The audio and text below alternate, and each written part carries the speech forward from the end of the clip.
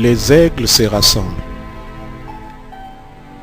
Message de frère Joseph du 11 juillet 2020 à l'épouse. Chers fils et filles manifestés, loué soit le nom du Seigneur pour sa nourriture emmagasinée. L'épouse se nourrit de cette manne cachée chaque jour, message après message. Il nous dit sans cesse, les bandes, les bandes, les bandes. Elles sont ma nourriture spirituelle pour vous nourrir, car vous êtes mon épouse prédestinée. Avons-nous besoin de plus que ce qu'il y a dans les bandes? Y a-t-il quelque chose d'autre que nous devrions écouter? Son messager a même demandé au Père de révéler au pasteur ce qu'il devrait utiliser pour nourrir son église en son absence. Bénis notre cher pasteur le berger. Nous te prions de loindre du Saint-Esprit de ta parole, de la révéler aux gens et de paître le troupeau. Un jour, il n'y a pas très longtemps, lorsque tu as montré la vision du petit tabernacle ici, il était question d'emmagasiner la nourriture, car il viendrait un temps où on en aurait besoin de tout ceci. Les bandes sont la nourriture emmagasinée dont le pasteur a besoin pour nourrir le troupeau. Il devait les nourrir en disant appuyez sur le bouton lecture. Est-ce que vous saisissez? Sinon, reprenez cette bande.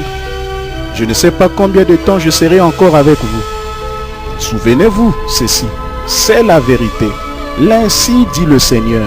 C'est la vérité, c'est l'écriture. Je suis tellement reconnaissant d'avoir cette révélation et de faire partie du grand ministère du monde, son ministère des bandes. Je suis conscient que je m'adresse à des milliers de personnes par la bande magnétique. Vous savez, nous avons un ministère des bandes dans le monde entier. Il nous a dit que Dieu, avant le commencement du monde, avait un triple dessein dans ce grand mystère.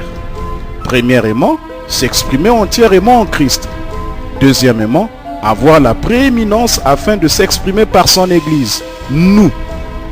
Troisièmement, de rétablir le royaume dans sa position correcte, perdue par le péché du premier Adam.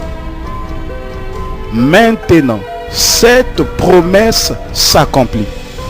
Christ est venu dans son épouse qui accomplit les mêmes œuvres qu'il a accomplies au commencement, qui est en train de se préparer et qui accomplit sa parole.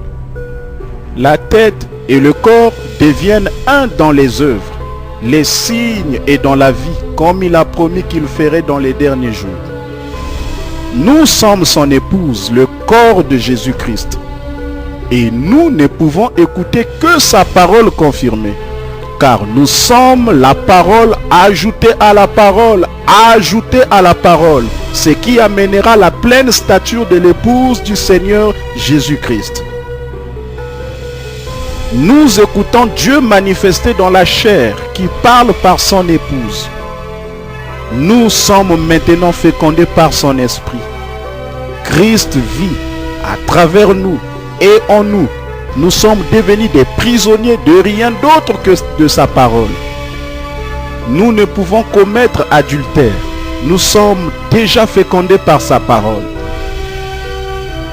L'épouse s'est préparée en écoutant la parole pourvue pour notre jour.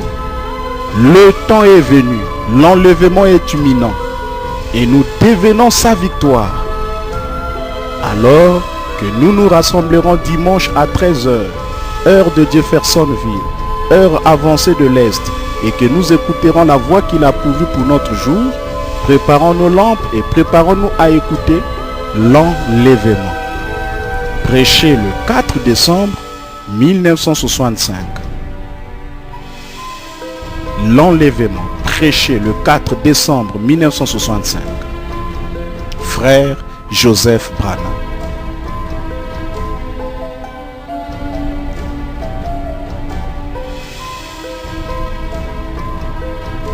Fidèles auditeurs et auditrices de la radio La Voix de l'Aigle. 13 h, heure de Jeffersonville, heure avancée de l'Est en Afrique centrale et 18 h. précisément au Congo-Brazzaville.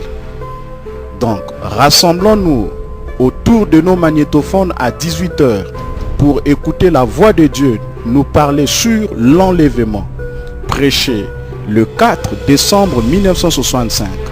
Que Dieu vous bénisse richement.